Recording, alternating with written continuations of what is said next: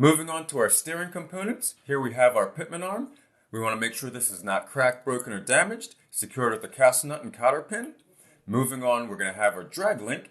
We want to make sure that is straight, not cracked, broken, or damaged, and secured with the castle nut and cotter pin.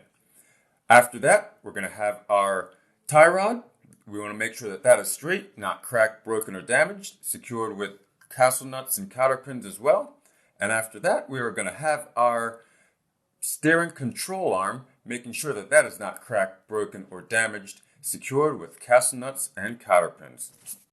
Moving on to our suspension, here we have our leaf spring hangers. We want to make sure that is secured to the frame. It is not cracked, broken, or damaged. Next, we're going to be talking about our leaf spring itself. We want to make sure that they are not cracked, broken, or damaged, that they're straight and no more than 1/4 of them missing, cracked, or damaged.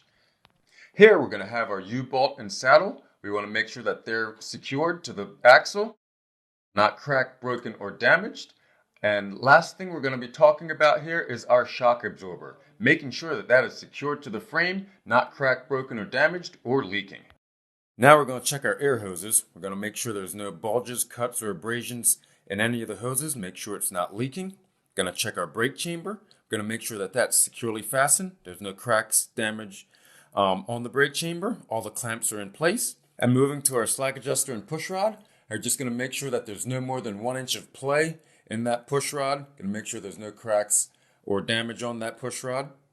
Now we're going to check our brake pads. We want to make sure that it has 1/4 inch of pad or more. There's no oil, grease, or debris on the brake pads.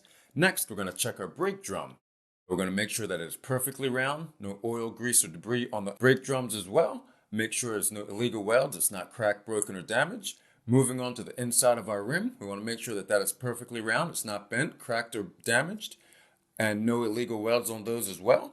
Moving on, we want to make sure that the tire is properly beaded to the rim, and on the inside of the tire, there's no cuts, bulges, or abrasions.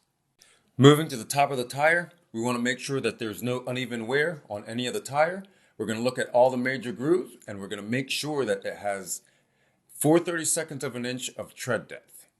Checking our sidewall, we want to make sure there's no cuts, bulges, or abrasions in it, and making sure that the tire is securely beaded to the rim. We're going to check the rim itself, make sure it's not cracked, broken, or damaged, no illegal welds on them. Moving to our lug nuts, we want to make sure they're all fastened and in place. If any of them were to be loose, you would see a little bit of rust trail behind the lug nuts. Checking our valve stem, making sure it's in place, no audible leaks, and fitted with the metal cap. And the last thing we're going to take a look at here, we're going to take a look at our hubs, make sure that it's not leaking, and all the bolts are in place.